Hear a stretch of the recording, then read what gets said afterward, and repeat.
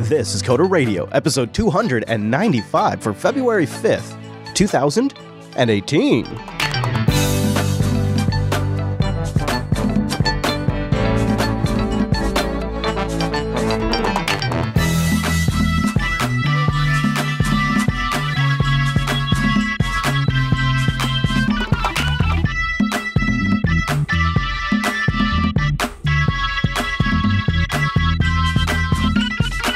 Yes, and welcome into the mighty Coder Radio. I don't believe you. This episode is going to be a good one. I'm already fired up. It's our weekly talk show about pragmatic things around development, and maybe the business, maybe the software, and yes, always, its related technologies. This week is brought to you by our two fine sponsors, DigitalOcean and Linux Academy. I'll tell you more about those great sponsors as this show goes on. My name is Chris, and our host this week is Mr. Michael Dominic. Hello, Mike. Bonjour, Monsieur Chris. I'm very excited about today. Very excited. I know you are. You're practically giddy, one might say. I know. You know, it's one of those weeks where the stars align. Yes. Some people call it Super Bowl weekend. For me, it's Coder Radio weekend. I've been preparing my body all weekend. I observed a blue moon, a super blue moon at that, to bring myself in alignment with the stars to prepare ourselves for today. I don't know what any of that means, but it sounded good. Are you in Florida today? I had a sense that you were traveling recently. I was. Listen, I was gone and back again, man. You were getting good I am at like this. Frodo Baggins. Wow. I went there, I came back, and only after did I realize I could have just flown. You know, especially when you can ride on the back of a giant bird. You know, I've noted something. You've gone from guy who barely travels, like you wouldn't even leave, to now you're going and coming back before we even had our next show. I'm pretty impressed. You've really got it down. Have you spent any significant amount of time in Florida? No, I see. I've been only there briefly. Yeah. Are you familiar with the 70s TV show Hogan's Heroes? Not as familiar as I am with Golden Girls, which also takes place in Florida. Which is very different. So Hogan's Heroes is a comedy, I'm stressing comedy, remember it's the 70s, let's all calm down, about a bunch of Allied POWs in a German that's right. POW. You're called right. Stalin 13. I am like Colonel Hogan digging under the fence to get out. The whole place takes place in like a prisoner of war camp, doesn't it? That's the whole premise. Stalin 13, yep. Wow. Yeah. Boy, you wouldn't see that today. You wouldn't see that. You know what else you're not seeing much of is Perl. That's where our first Hoopla story takes us. Employers, turns out, of course, they want JavaScript skills, along with everything else they want, React.js, Angular, Node, and Python, but no Perl. Now, I know we have a few Perl developers in the audience, and it's their day job. They write Perl all day long. I'd love to hear from them on this. So it says, when it comes to which programming languages are in demand by employers, JavaScript, Java, Python, C++, and C, in that order, came out on top in a recent developer study. So JavaScript, Java, Python, C++, and C. Developers, however, prefer to learn languages like Python, Go, and Kotlin. Uh-oh. One skill to pay the bills and one skill to have fun. Is that what we're coming up to? Kotlin. Interesting to see Kotlin on the list. Not too surprising to see Go. Python, Scala, Kotlin, and Ruby were all pretty high on the list. However, when it came to which ones they want to write in, I don't think Java was too high on the list. Node.js, for the gap there, 38 to 30% wanted it. Angular, the gap was less, 39% of employers wanting Angular, while 32% of developers having them. Any initial reactions to these kind of numbers that they're throwing around in this article? And maybe any surprise about Kotlin? Not probably. Maybe not. Perhaps. You're triggering me on Kotlin. I have promised not to talk about it, but I am doing some Kotlin. But I can't tell you right now. You're doing some Kotlin. That sounds hardcore. I'm doing Kotlin. I go to the Craigslist classified section. No, I'm not even going to go with this joke. Nope, too far. He reveals too much. It reveals too much about Wednesday night. So what's surprising to me is how quickly Angular, I don't want to say lost, but definitely gave up market share and mind share to React.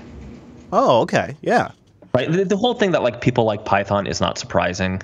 I've done some Python. I mean, now that I'm using my a Linux workstation that we're not going to talk about maybe later somehow. I find myself having to write little Python scripts more, right? This last year of my Linux adventure involved needing to know Bash and Python. It's a little surprising.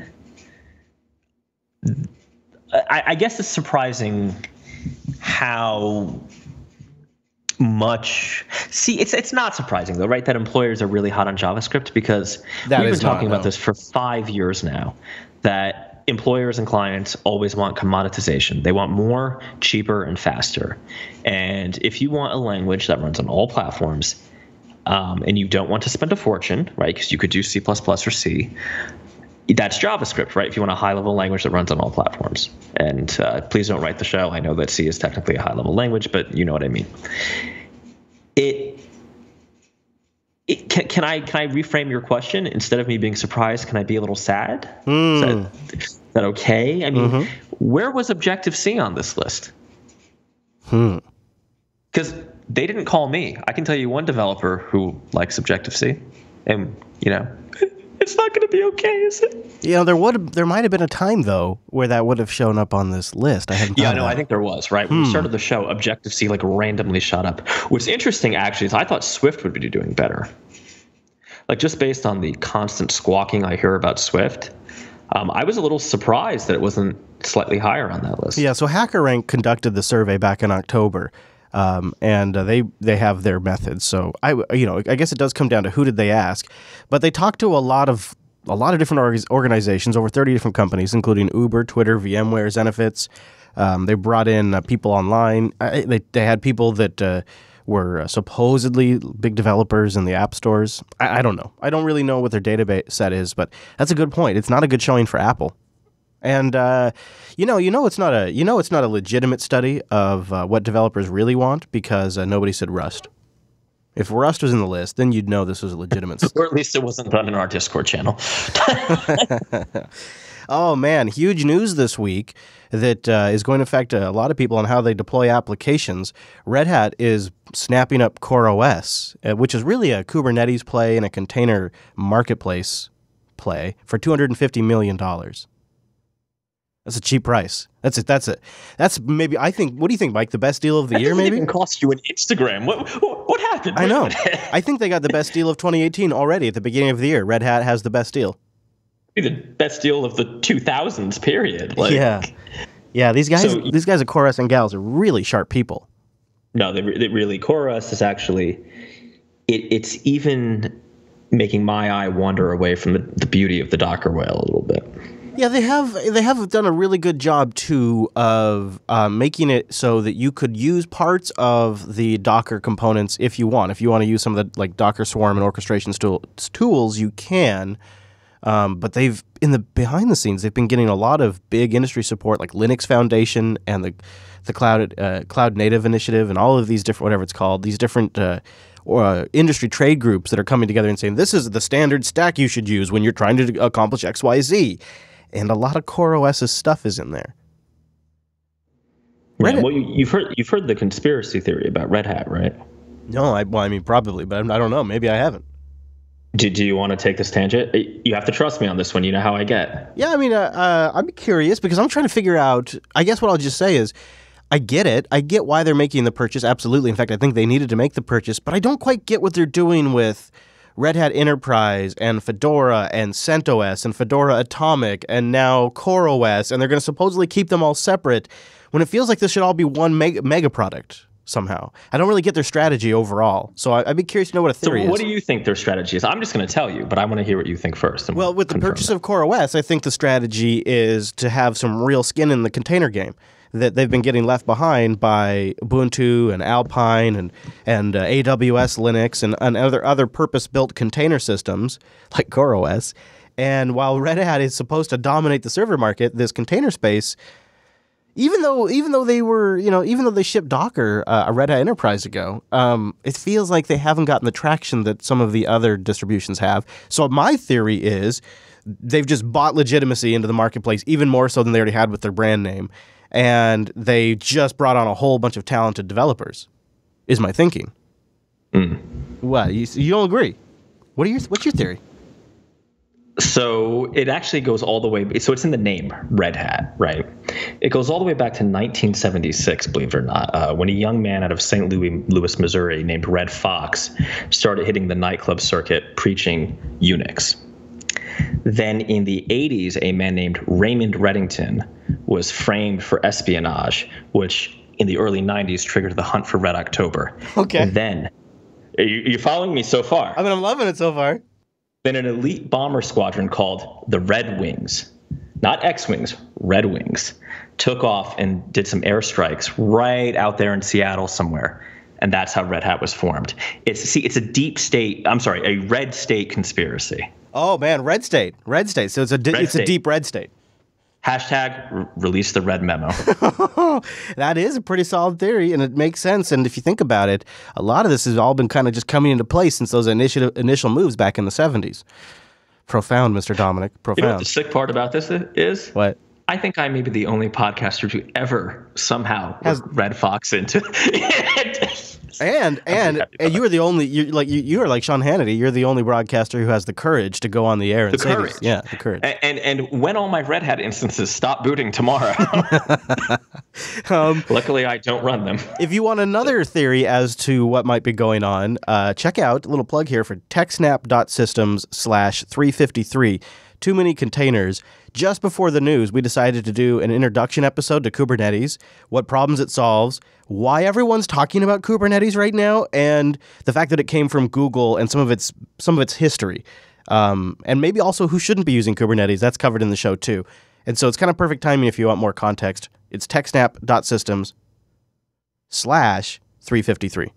Just Mr. Wes Payne and I. You remember Wes? That guy knows his container orchestration software. He's living that stuff every single day. Multiple configuration management systems because he inherited some stuff. I don't want to say too much out of respect to his privacy, but I'll just say, we talk about technical debts. Oh man, that man inherited some technical debt, and so he's managing multiple configuration management systems and build and deploy systems at the same time with different sets of developers using different systems and expect state to be shared between them and all kinds of great stuff. It's the worst, but it inspires some fantastic TechSnap episodes. So there's a silver lining for me. Poor Wes. Oh yes, you're really good at monetizing people's suffering. I noticed that. No, you're thinking of Mark Zuckerberg. You're thinking of Mark. Yeah. No. Oh, dude. Too much. Speaking of some suffering, this must have been a rough last year for the Pixel team. I mean, not only are they trying to keep their eye on the ball and stay competitive when the Galaxy phones and the iPhone are more competitive than ever right now, but they're also wrapping up that big merger between Googs and HTC. Remember how we just talked about CoreOS being worth $250 million? Well, HTC was worth $1.1 billion to Google back when they bought it. What was that, a few months? When did they announce that? Last year? Yeah, it was a while ago. Was it already a full year? Yeah. But today, Google announced that the deal is closed and that HTC employees are officially joining Google. The Google Pixel XL and the Pixel 2, if you recall, were different hardware manufacturers. HTC made one and LG made the other, which, wow, what a strategy that is. What a weird strategy. Now you got to figure with these 2,000 HTC employees coming over to Google and joining the hardware team, the hardware team is being run by the former Motorola CEO that ran their hardware team. Ooh, then that went so well. So doesn't this remind you of another case where a large software company bought a major manufacturer of their mobile platform? This is their second time. Remember they bought Motorola too, and then they sold it? Yeah. Right. But you're thinking of Nokia and Microsoft, aren't you? I'm thinking of Nokia, but yeah, you're right. They bought Google actually did this once before. Yeah. Yeah, it's weird that they've had such a, even when the Pixel came out, the fact that they went HTC and LG is strange. That's odd. Well, you have to go back a couple years, right? I mean, even on this very show, we used to talk about how Google ended up selling Motorola. The rumor / semi-confirmed story from the tech press was because of pressure from Samsung, right? That Google could, and also for patents, right? They kept the patents. Yeah. So I've always felt that, like, this is my strategy for everything, right? Like, I would prefer to buy hardware we'll talk about this later, from a vendor who is solely focused on the software platform and it integrates that platform, right? I always felt that Google should have just kept Motorola and, pumped out some phones. Yeah. Although it's weird to buy HTC now, unless they're thinking they're going to manufacture wearables and probably lady tubes. Because, the Android phone market, is that where you're going to fight on the hardware side? It seems crazy. Although HTC does have some impressive VR stuff, right? It's easy to pigeonhole them into phones, but they actually do have some other more nascent projects that are pretty interesting. In terms of what happens with the Pixel, I kind of think that was yesterday's war, right? The whole mobile phone thing. Even Apple's not selling that many iPhone 10s because I was literally thinking the same thing this morning. Literally, they've plateaued. Yep, they're good enough. Yeah, they're getting. It's funny. So the two things about this story that jump out at me: 2,000 employees to do what HTC did, and you look at projects like the Librem 5 or Ubuntu's now scuttled Ubuntu Touch project. 2,000 employees is what it took these companies. So that's what they had to scale up to pull this market off. That's insane.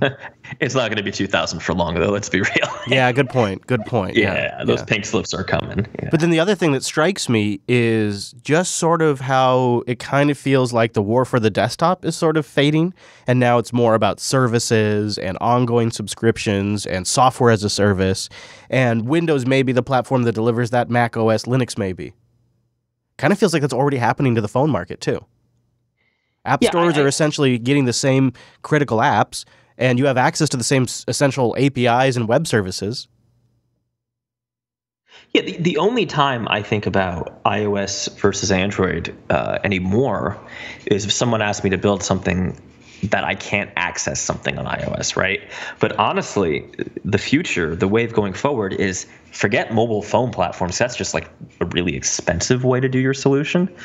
Go ahead and order some, TI boards or ATA boards, or you could get, ATA boards and Raspberry Pi boards are relatively expensive, but you could order in bulk. I have a couple Texas Instrument boards right here in the closet that are pretty good, and obviously there's a bunch of Chinese manufacturers who will sell similar stuff for a lot cheaper. And hell, you know what, some of these boards, this cheapo one I have here has like a gig of RAM, right? You can run a JVM on that, and you just think about you're deploying a few hundreds of these devices. Why have a mobile phone if the person's not actually using it for touch software or as an actual phone, when you can just deploy these boards, right, in simple cases and be done? Yeah, and if the user that's interacting with it is using text or voice or screen, like, you need something that can fit all of those different use cases. Something chewing away on the back end and spitting out a result can format the result in, say, a voice response or a text response that fits on a wearable. Well, what I was saying before, like a lot of the Android work was we have this proprietary internal app, we being like some random company, right, would have a proprietary internal touch application. And the choice was, well, Apple won't really let us do this because we want to build like a custom kiosk or whatever. It's kind of a pain in the ass to do that with iOS. And they would choose Windows or Android, right? And it was about 50-50. Well, why actually have a full-scale tablet and a full-scale computer system if you're doing a wide deployment? And if your interaction model is going to be voice, well, now you don't need the expensive touchscreen. And I say expensive relative to like you're ordering a couple hundred of these, right? Not relative to, $50. It seems like I'm looking more at these. I don't want to use the buzzword IoT because it's not. It paints the wrong picture, though. I don't like the way IoT is reported on because people, my chair could be IoT. People like everything is IoT now. Yeah. Like a dumb coffee maker across the room is, I guess, it does have a Wi-Fi connection, which is not activated, by the way, and is hardware disabled. Can we say embedded? Like, I want to say like one step above that in terms of abstraction, but basically like what about just headless? Right? Just say headless for now. I would say like headless because basically these are headless Linux systems, right? And it's just a factor of like where we are in the technology cycle and Moore's law that RAM is super cheap, and it is hard to buy these boards. Even in Raspberry Pi boards, let's put ADA boards aside. Let's talk about no-name boards from like your local manufacturer. We have a few down here in Florida that I'm looking at. It's hard to get less than 512 RAM. And the average, the standard seems to be 1 gig for most of them. So with 1 gig, hell, you can run Windows IoT. I don't know why you would, but you could. You could run an embedded version of Linux with a full JVM and do things that way. If you really want to be hardcore and if you have high performance needs, you could do a C++, a Go, a Rust, right? And your cost per unit is just dramatically lower. Yeah, and it's just going to get cheaper as long as smartphones are still being manufactured, because a lot of these technologies, the manufacturing practices, right, some of the components are shared across smartphone devices. They're getting made at a massive scale now. Boom. Makes it cheaper to do it. Yeah, it's a very interesting observation, because on the flip side, going back to kiosks, so I was at this, you and I did an episode last week from the Canonical Snap event. And so I spent the week down there, most of the week down there in Seattle at this event. And one of the things I noticed is the Hilton Hotel is using iMacs in the lobby as kiosk machines. And they're running OS 10.8, which is pretty old at this point. And I think it took Noah and I 45 seconds to break out of the kiosk mode and basically own the system, because there's so much going on there. There's so much. There's an entire operating system. There is a music suite installed. There's a calendar, a web browser, and a terminal, and all of these little tools that are in there that we can take advantage of and get out of the sandbox.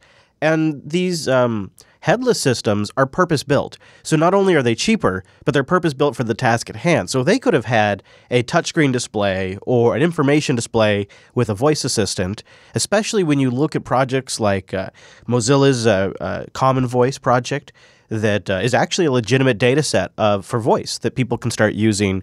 We may start having mass voice that's not powered by echoes, but is just powered by developers implementing their own speech recognition, maybe using common sets of libraries and data sets with purpose-built hardware that is headless, probably running some kind of Linux, and they're going to be able to bang out 10 times as many in those hotels. They'll be in every room at that cost, because they won't be buying $1,000 iMacs for every lobby station. It'll be a $45, $50 computer board that is going to get flashed exactly with their software. It's only going to do their purpose thing, and it's going to be hardware built just to do that one or two things, and they'll have full control from the product beginning to end.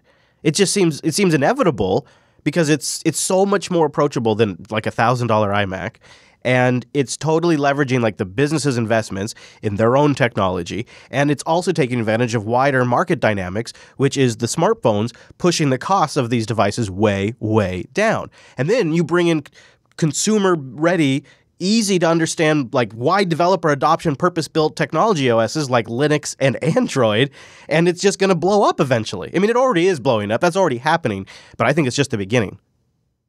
Well, and the other, I mean, not to, and I know this is like we're beating a horse to death here, but just in the brief period we've been doing this show, platform availability in terms of like development platforms have really expanded on these, these embedded devices or whatever. Mm-hmm.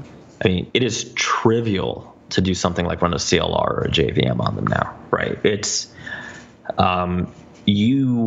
languages like Kotlin. We mentioned Kotlin. Kotlin actually, did you know this, Chris, can compile into native code. So you don't have to run it on the JVM if you don't want to. Let's say you're in a more resource-constrained environment. Yeah. So and the point being that Kotlin's sort of choice for these devices. Did you just bring it all back? Wow. Well done, sir. Well done. I'm getting better at this. Yeah, you were so smooth it took me by surprise. All right. Well, speaking of so smooth it'll take you by surprise, DigitalOcean.com. Go over there and create your account, and then apply our promo code CODERDIGITAL and get a $10 credit. I don't even want to call it a cloud hosting provider. It's a computing platform. In fact, now they have more purpose-built droplets that are dynamic. You can mix and match storage and CPU requirements. They also have high memory droplets and very, very fast CPU droplets. And then, of course, they have their traditional droplets, like the $5 a month. You use our promo code CODERDIGITAL, you get a $10 credit. You could try that rig out 2 months for free. DigitalOcean.com. Go create the account and then try out the promo code CoderDigital, or go have some fun with that promo code and try it out on their high CPU or high memory droplets. It's a lot of fun. They have a straightforward, easy-to-use dashboard that makes managing your infrastructure a snap. They have data centers all over the world. You can seamlessly deploy an entire application stack like GitLab or just the base OS like CoreOS. That's available on DigitalOcean. You can manage, secure, scale, and monitor your entire application stack from the DigitalOcean interface. Built-in monitoring metrics, firewalls that are applied at the network level, so that way the traffic never even reaches your rig. And they have some great documentation. DigitalOcean.com. Create the account, and then use our promo code CoderDigital, and then head over to their documentation page. You're going to love this if you've been thinking about Python. They're launching a new ebook series, How to Code in Python.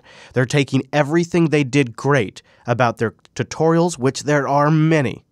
The structure, the easy-to-follow contents, the well-written... If you're watching the video version, I'm showing a version of it right here. Like, code blocks are easily identifiable. Everything is very simple. I love their formatting, and they're applying that to an ebook that you can download for free as a PDF or an EPUB, or go read it on their website. How to Code in Python, an ebook published by DigitalOcean. They just published this a couple of days ago. It's new. It's awesome. And I believe, a little birdie tells me, it may be part 1 of a 39 ebook series. I don't know how that works. I don't even know what that means. Because maybe it's 39 pages? I don't know. It's incredible. You got to go check it out. All of their documentation is top-notch, best in the industry. And that's just the tip of the iceberg. SSDs for all of their rigs, 40 gigabit connections coming into the hypervisor, just about any distro you'd possibly ever want to run on a server, and FreeBSD are available. They have back-end private networking. They have object storage available and block storage.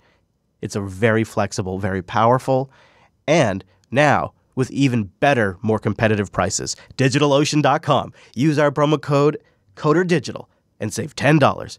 DigitalOcean.com, promo code CoderDigital. And a big thank you to DigitalOcean for sponsoring the Coder Radio program. And thanks to you guys for supporting our sponsors and keeping us going. So despite how much you and I tried to avoid it, because our instincts tell us we should do otherwise, we've been doing this long enough now. We've almost hit 300 episodes. We know better. But we can't get off a singular topic, because this is really the ramifications of 2017. 2017 was a journey for Mike and I to redoing the workflow that we have in our computers, and our laptops, and our touch devices. I reloaded the whole studio to Linux. I redid my machines. It was a big walk. We also tried out Windows 10 for a bit, bounced around on the Mac platform.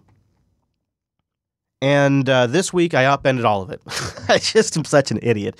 But I'm telling you, and I'm sharing this with the audience, so that way hopefully you can live vicariously through me. Because I know how tempting sometimes, when you have a problem, it can be so tempting to try to buy a new tool, or find a new tool, or a new piece of technology to solve your problem, when that's not really the problem. So I'm live through me as I go through these different experiences. This week, I've reloaded all of my systems to KDE Neon, the Plasma desktop. No more GNOME. Can I stop you right there? Yeah. When you say all, you act like production we're talking here. This very machine that you and I are talking on right now is running out of your mind. It's the only way I can live it. Mind. It's because the thing is if I don't put it on my production systems, they never quite break for me the way that they break when they're in production. You know what I mean? Like, it's just. I just want you to know, I spend hours trying to avoid things breaking in production. Oh, I tested I'll let you keep going. No, keep going. I just wanted to make sure you weren't gaslighting us a little bit. No. Yeah, I really have, and it's been an upheaval a bit. I've sometimes forgot I hadn't synced down a couple of notes or something like that. So it's bit me a couple times, but for the most part, I do this enough now that I have a good checklist of testing down that works. But I tell you what, I don't know how to put this without breaking people's confidentiality. I've had conversations recently, and the technical issues that are facing GNOME are greater than I originally had a full appreciation for. And in such, I have lost my confidence in recommending it to the audience because I feel like I'm recommending them something that roughly has the architecture, design, and stability of classic Mac OS.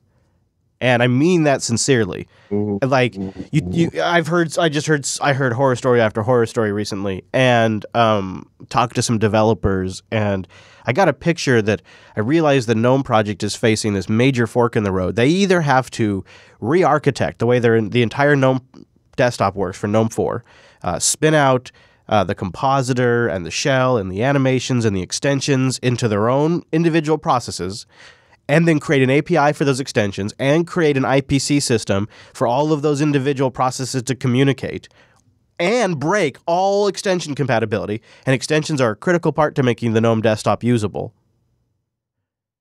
Or they kick the can down the road and ship GNOME 4 as a single-threaded desktop. Even the extensions are all part of the same process. Some random first time I've ever written code in my whole life, shipping GNOME extension can take down your whole desktop. And when you're on the Wayland compositor, when you're using Wayland and their compositor on Wayland, Mutter, since it's all one single thread, any of those crashes takes out your entire graphical environment, and there is no recovery because there's no X server to reconnect to and restart the session, so you lose your system. It goes down. So, one, I think you just solved the problem or explained the problem for me. So you're saying any extension that glitches can basically crash the entire UI? Yeah. Yeah, and these extensions are just ripping out JavaScript and injecting JavaScript in random places. And people that are writing themes are searching theme files for hex codes. They're swapping out hex codes and they're applying it and reloading the shell. And because nothing's documented, nothing's written down. There's no official API for extensions to use. There's no official API for themes to use. People are just ripping out code and replacing code. That's just how they're doing it. Like classic Mac. That's what extensions did on the Mac. That's what resource editors did on the Macs. Yeah, classic Mac OS 9. I mean, I did not use it, but it was bad. Yeah, so the shell is single-threaded, and the whole thing, including the animations, the compositor, and the desktop shell itself. Now, things like files and GNOME, gedit, those things are separate processes. But what were you having? What was happening to you? Because it sounds like you and I were having similar experiences later. This was my solution. So this is so I have ended up I want to let you finish first, but yeah, I did end up deleting a bunch of GNOME apps because it was unstable and I thought it was the apps. Well, I'll just finish by saying, so this week, me and several members of the audience, including Popey from Ubuntu Podcast, and people on our Telegram group and people on Twitter, we're all taking, and I welcome anybody else to this as well, we're all taking the KDE Neon Challenge. We're grabbing the user edition of KDE Neon. Now, here's what I like about it, Mike.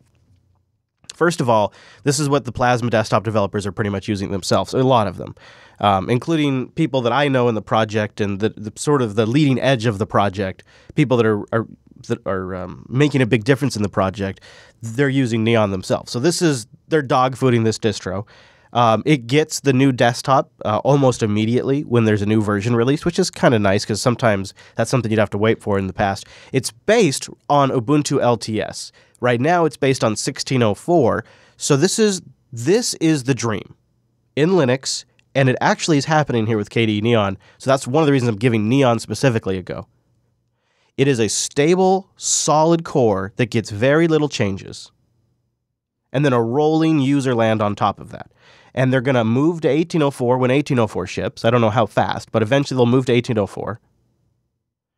And then they will just keep rolling the desktop. And because they're the developers of the desktop themselves, it seems to be it's a pretty smooth upgrade process.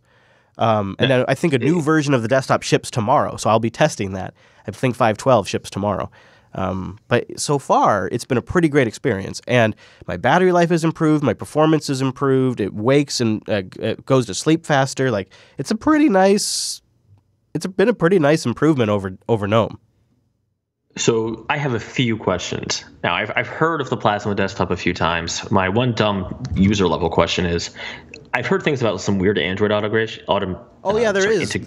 Yeah. Does that work? What is that exactly? So I'm not really using that a lot, but I have used it in the past. They call it KDE Connect, and it synchronizes notifications across your machine, and you can do file transfers and messages. Yes, and messages, and I think maybe D&D status, and also I'm blanking on there's some other nice features of KDE Connect. I'll look it up here for a sec. Can I send an SMS message without any other software from this through an Android phone? That's a good question. I don't know if I've done that because I don't SMS much. I could look it up for you, though, if you want, because it's pretty slick. It is. I'm just thinking that would be like a Linuxy answer to iMessage, right? Oh, yeah, very true. Yeah. So here's what it says. That was the one I was forgetting. Multimedia remote controls. You can use your phone to stop and start music on your PC. Shared clipboards. You can share URLs between your computer and any app. Virtual touchpad, so you can use your phone as a computer touchpad. Notification sync and Wi-Fi connection. No USB wire needed. So that's also really cool. But I don't see anything on there about SMS messages. So if anybody watching knows, let us know. But KDE Connect that's part of it. You can use that. It's pretty. So this is interesting, right? Because I've been quietly complaining about GNOME for the better part of this year, and cheating on GNOME with Aqua, which is the Mac environment, right? It seems to me that the root. I can't speak for you, but I'm curious if this is what your issue is. That basically any time I install an extension, my system becomes radically unstable. I had an extension that monitored my CPU and memory and disk, and it put them up in a meter up in the menu bar. You've probably seen, there's iStat menu for the Mac. Yeah. I actually find that when I'm encoding video and whatnot to be a pretty useful metric on how hard my system's working, how useful or how well the different software utilizes my core. So I thought I'll give it a go. I'll give it a go on GNOME. And I was going about my day, and I noticed that about every second, my mouse would freeze for a brief tick and then continue on. And I discovered that it was actually that extension. I had to go uninstall that extension. If you want to try out the Plasma desktop. So here's Chris's tip to success, because I've gone down this route before. The mindset is this: you'll have to change 1,000 defaults, but you won't have to deal with instability. You won't have to deal with crashing. So while GNOME is a little more sane out of the box, maybe a little more visually appealing out of the box, defaults are a little bit more my preference out of the box, it becomes an unstable mess after a couple of months.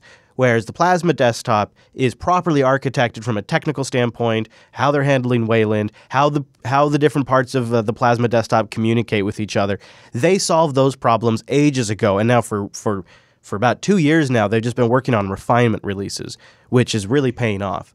And there are still a lot of defaults you have to change. I set mine to a dark theme.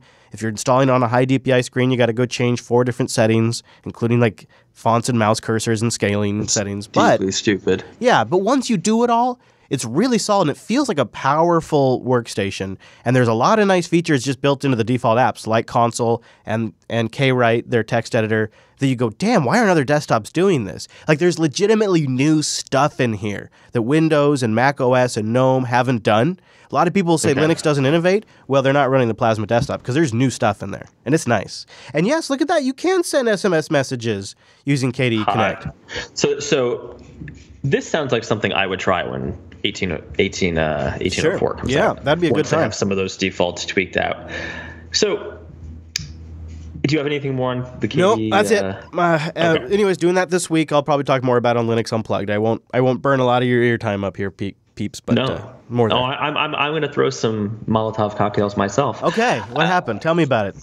Come on in. So my standard is a little, I would say, more picky than yours. I think we've established that. Okay. Right? All right. Fair. I'm much less willing to you have to fix it.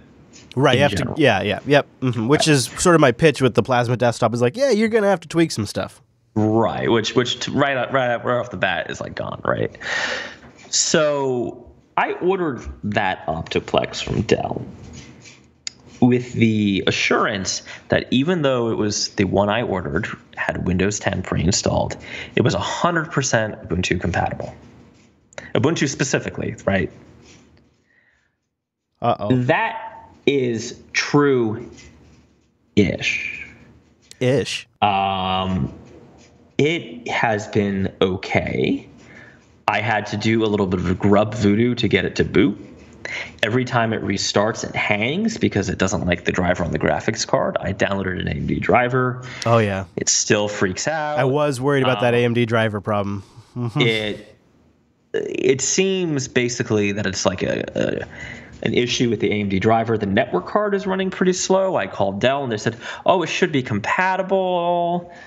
But, had you ordered one that was not on sale from the Linux side of the business, we would have given you a different network card. Wink, wink, nudge, nudge. Oh, really? You are free to purchase that network card. I asked for a return slip in response to that. Because I just want to...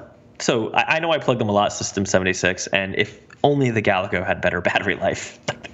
And your fan's better now? Good. Fan is better. Battery life is terrible. And I don't know how they would fix the battery life, right? Because they would have to take it and change the hardware. My expectation. So we've heard there's a lot of people blogging and podcasting about switching from Mac to Linux or whatever. I do not believe if you're doing this, you should grade on a curve, right? You shouldn't say, oh, but because it's cheaper, or oh, but because this, I'm gonna, do all this work to make it work, right? I'm gonna go get an after party or after install network card and do that, or I'm gonna compile some random dude's modification to a driver he has on GitHub, right? Which I'm not going to do for lots of reasons, including paranoia and security.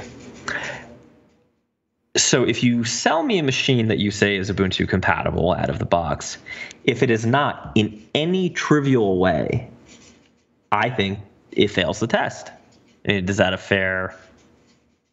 Yeah, if you're selling it as I think if you're selling it as a Ubuntu compatible, or even if you, I would say, really, even if you just look up the parts and go, yeah, okay, all this stuff should be supported. If the company, like say Intel's making a driver or AMD is making a driver and says, yeah, we make a Linux version, then you should expect it to work.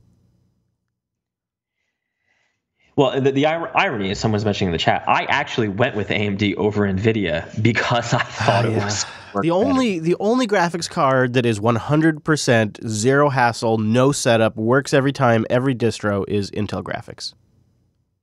Right, which, by the way, I can't plug my monitor into the AMD card at all. It has to go into the Intel. NVIDIA graphics, so you got fucked by the Linux community in a way that they do this to everyone. And the meme goes like this. AMD is a better open source company. They support open source more, and AMD graphics work great on my machine, and they're more open. Now, and then they'll say, NVIDIA sucks, Linus hates them, their proprietary blob does all kinds of secret voodoo. That's probably all true. In my practical experience, distributions have gotten more practiced at shipping the NVIDIA driver and making it automatically set up. So there's just more infrastructure for just hitting a button, you've got the NVIDIA driver, and everything works. And aside from that, if you want to hit no buttons, the only thing that does that is Intel. It's the only one. Because it's baked into the kernel. Yeah, that's probably fair. I mean, and the real issue here is probably more like the Dell rep I spoke to. It was like an expectations mismatch. He had on a piece of paper that, yep, Ubuntu compatible. Yeah. And in reality, it wasn't, right? So, this baby's going back to UPS. So what replaces it, have you decided?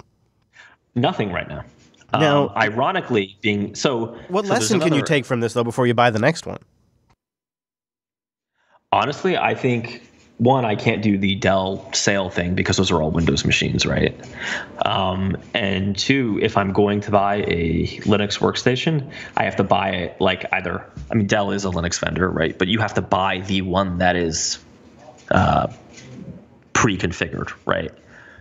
Or you buy it from someone, whatever, System 76, or I forgot the name of the other company that people talk about. Pogo Linux or something. I'll clarify my statement. I guess I would say this: the Ubuntu's have more infrastructure around supporting the NVIDIA driver. So, right, but I only care about Ubuntu, right? Yeah. So for me, because you know what, in reality, what I'm looking for is a Unix workstation, right? And I'm using Unix in quotes, right? A Nix workstation that is super stable. So really, I want an 1804 machine that I can upgrade. If FreeBSD was it, I mean, you probably wouldn't care, would you? If it was FreeBSD, as long as it was well supported, it had all the applications you want, the development environments you needed. I mean, I get the sense that it's or if it was Fedora that could do it, if it had wide industry support and a lot of people were running it on servers and clients had heard the name Fedora before, like it's not so much a allegiance to Ubuntu or an allegiance to Dell. It is simply a Unix workstation that has the widest industry support I can possibly get for a reasonable price. Well, it's even simpler than that, though. If I can just jump in here, so by not going Mac, I am saving roughly $2,000 to $3,000, right? But $2,000 to $3,000 for a developer who's a consultant is not that much when you convert it to time, right? So it has to not cost me a ton of time. So if you think about it, I had the machine for a week. So already having problems, my tolerance is 0. A year, I have more tolerance. Because that, and maybe this is like a negative in the freedom dimension way to look at life, but I consider the savings on the hardware and the upgradability as a function of money, which itself is a function of time, right? Okay, so you're saying that if the machine saves you time, then that is also as valuable as an upgrade is? I'm saying that, let's say the machine is $2,000 cheaper than the equivalent Mac. Let's just spitball a number, right? Yeah. It has less than $2,000 of time that I'm willing to deal with it in terms of, because using Linux over Mac OS actually requires some configuration on my part. Oh, sure, yeah. So things like stability issues, it's not worth it, right? That savings amortized over a year or two just isn't not worth it. Plus frustration and stress. Well, frustration but ironically, the hero of this whole situation ended up being my Galago Pro, because its battery life can't live more than like 3.5 hours, which is annoying. But you know what? It does the job, and it has ironically become my primary dev machine. Oh, Dell. Yeah, I understand. It's when you get something and it fails, you have even less capacity for the next thing to fail. Like it's just so frustrating at that point. I've bought a lot of Dell towers in my time, and I've returned roughly half of them. But I'm also super picky, right? I am the typical Mac buyer. I'm like, didn't work out of the box. Bye. Yeah. I mean, I think that's what they're going for, though, that's what System 76 is going for with the Galago, and Dell's going for with the XPS 13. They're going for that out of the box. You open it up, there's the Ubuntu screen, and you start getting to work within 5-10 minutes. That's what you want. I understand. What about, the thing is that now you gotta start calculating the weight gain, because WWDC is just a few months away. And there's more and more rumors that they're going to announce more professional equipment at WWDC, perhaps something that starts before $5,000, maybe more like at $3,000. How long can you stretch? Ooh, the thriftiness of that. I know. It is. You're making a fair point. I don't really have a defense for it. I really don't have a defense for spending a bit more and. No, I mean, if that iMac Pro was $3,000, that would be the answer to the problem, right? Like, $5K is just expensive enough that it's a tough decision for me to make. It's to separate the cream from the rest of the milk, Mr. Dominic. Can't you tell? Well, and I mean, there's other things. It's optimized for like video production. Like, if I was to spend that kind of money, it is not the configuration I would go for. One, it would be a tower that I can upgrade later. Yeah, but that's just me.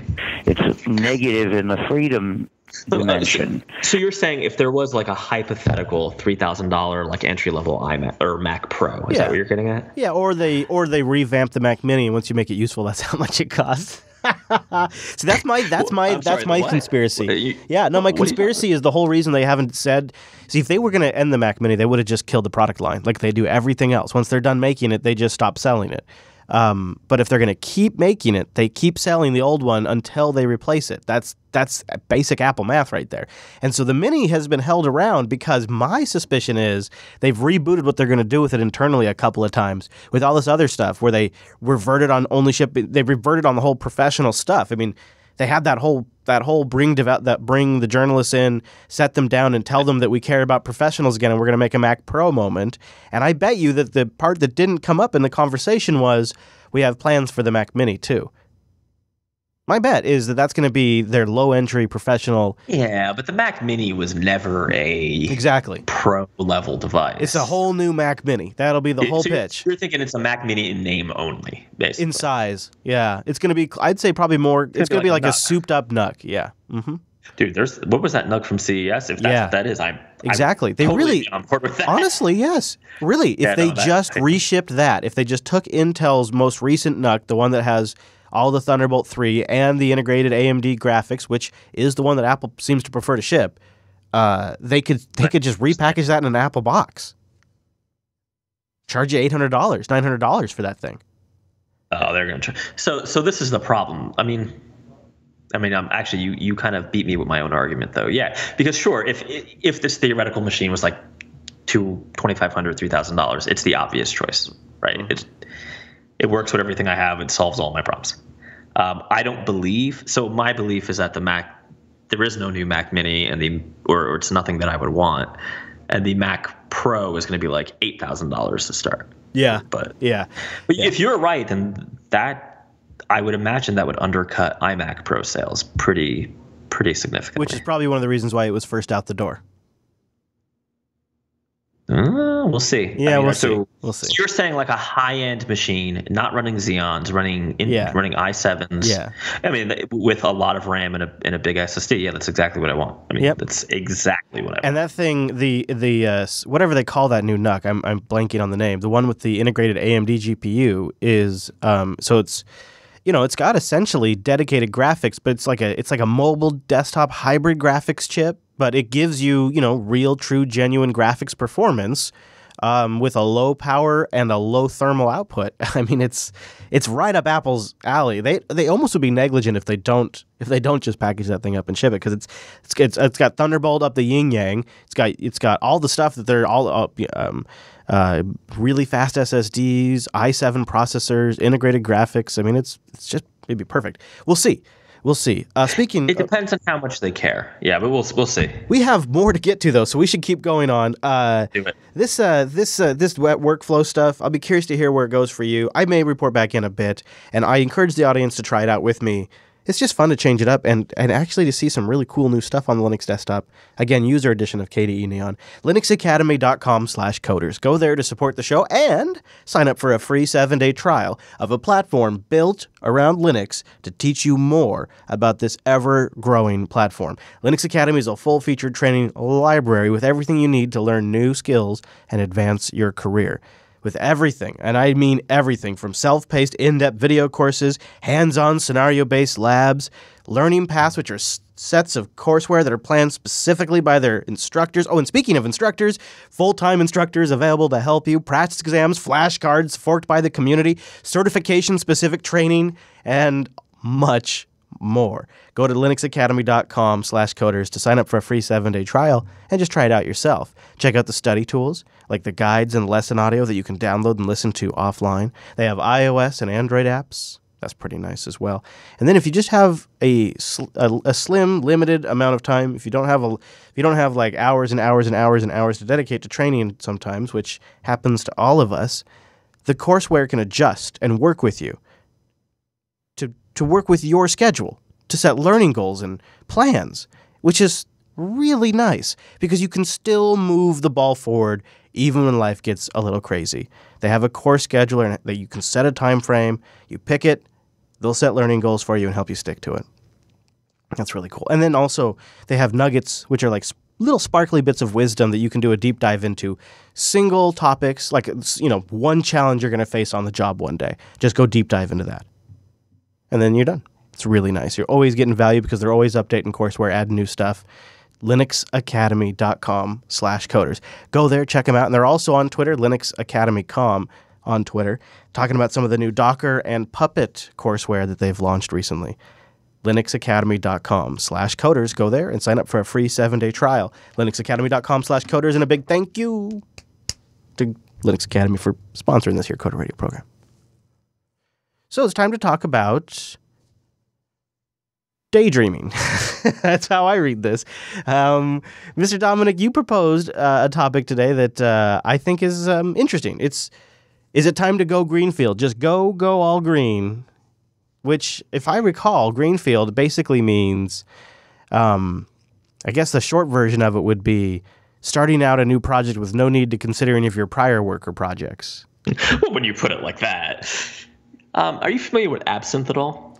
The alcohol. Yes. Yes. Yeah. I think this is what put this in the doc, actually. The Green Fairy. It's so I'm going Greenfield, buddy. What are you talking about? You mean you're going off into some crazy new Fangold Skunkworks project? Let's call it my super secret Kotlin thing. Oh, man. And it's Kotlin. How does it feel? I mean, does it feel really good? Does it just feel like it empowering? felt a lot better until you mentioned that whole daydreaming thing. Yeah. Because that's always what those of us who've working away on something for a long period of time start to do, is we start to daydream about a whole new project that's nothing like anything we're doing right now.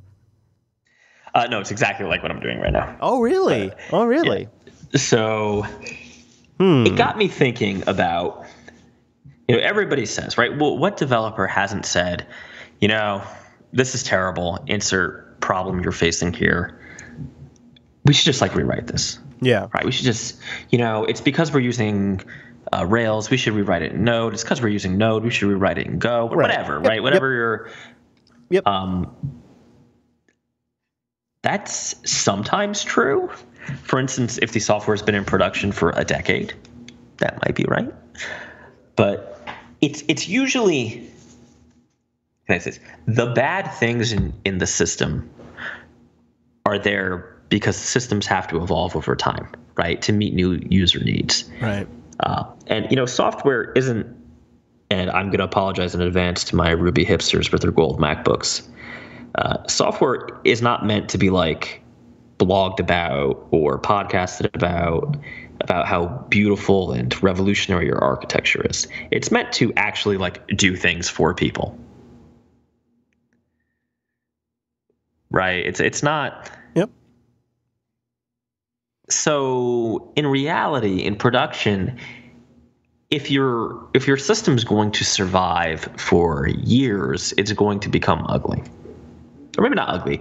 Maybe I would say it's not going to be perfectly factored. Yeah. Right. Yeah. If it's actually living in the real production environment. Right. But there are opportunities, and there are cases, for instance, if you're building something brand new that you've never had before, that going Greenfield makes sense. So with all of that sort of stipulation on, yes, it's Joel Spolsky's right. It's common that you shouldn't rewrite entire systems unless they're super old or for obvious technology reasons. Let's put that all aside and say, for whatever reason, you have made the decision. In fact, let's say a specific reason. It is a brand new system that you do not have. So It's a pure Greenfield, right? So let's just table the whole argument about when to do Greenfield. Let's say you're already there. You're already driving the Green Fairy. Okay.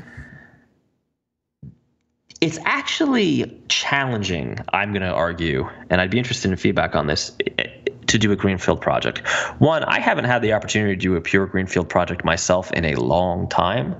Most things that get brought to me are brownfield these days, which people bitch and moan about. But the reality is a project that has legacy has an odd advantage in that major decisions have already been made for you.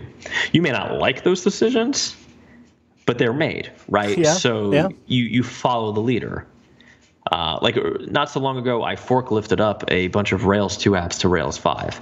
That was problematic. But you know what?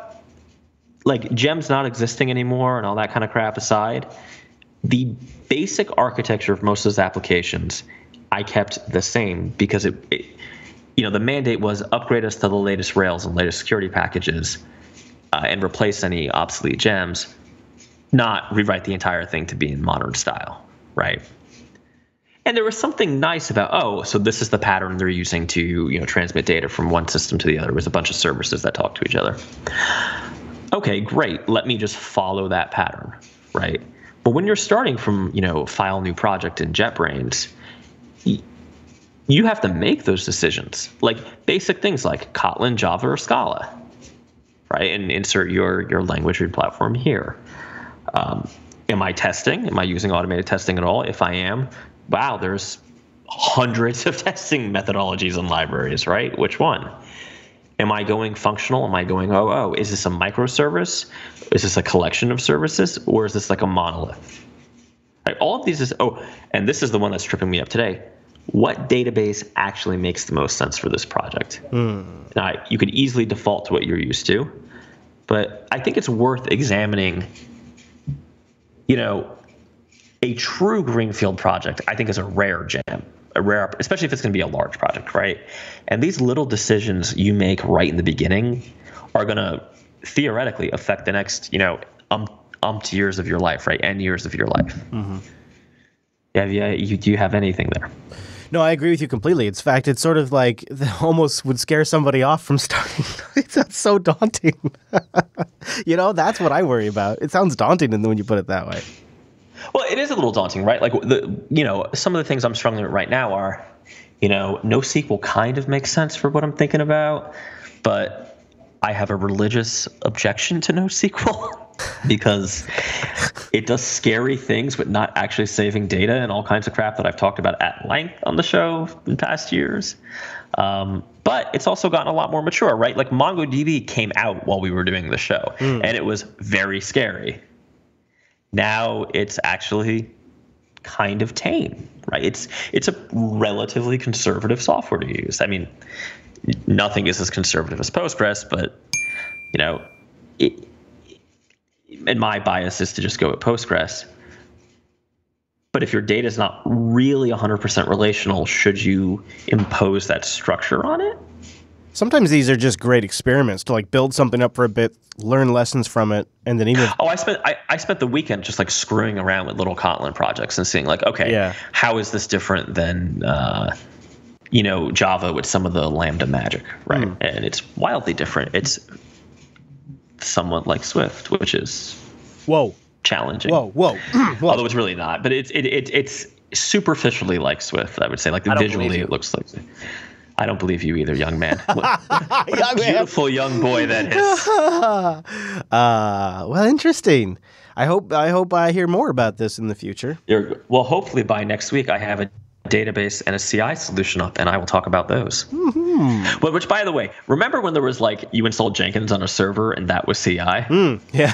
or now there's a million options. I remember when we had the Dockyard guys on, or was it Dockyard? No, what's the CodeShip? Yes, CodeShip. Good memory. CodeShip, and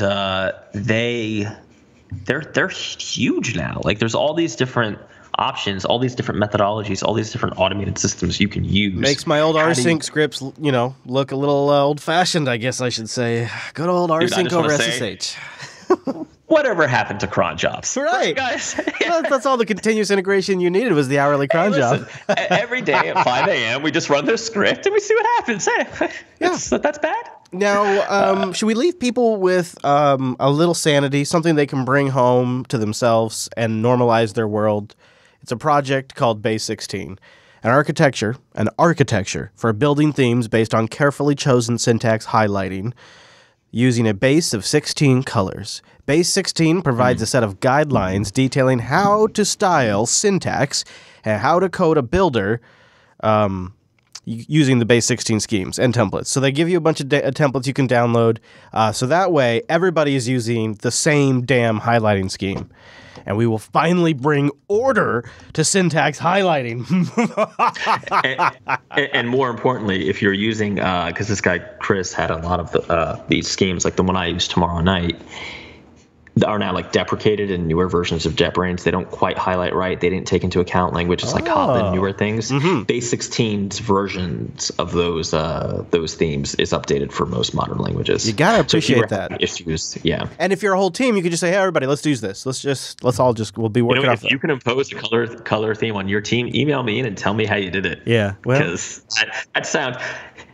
Can you impose an editor on them too? That seems really tough. An iron fist, my friend, an iron fist of them. Get the hell out of here. Well, Mr. Dominic, is there anything else we want to cover before we get the hell out of here? No, it has been a joyous time with you as always. Yes, I knew I would enjoy the story of you boxing up your Dell. I was looking forward to that. Now, give some people some tips. Give them some pointers on where they can find you throughout the week. Follow me at Dumunugo on Twitter. I think there's going to be a little bit of MongoDB hate later. Oh, very good. What's there not to love? Follow me on Twitter at ChrisLAS. Also, check out the new program, TechSnap.systems. I mentioned that earlier for the Kubernetes breakdown. And you can find me over on LinuxActionNews.com too. Boom, 2 plugs! Yes! 300's just around the corner. We hope you're enjoying it. And maybe joining us over at coderradio.reddit.com to keep the show going throughout the week. And send us your feedback. We need some emails.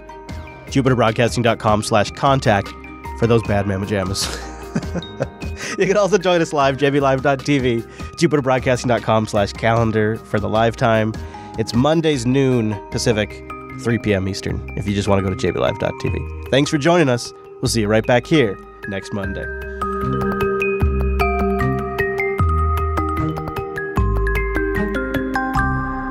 Curmudgeon.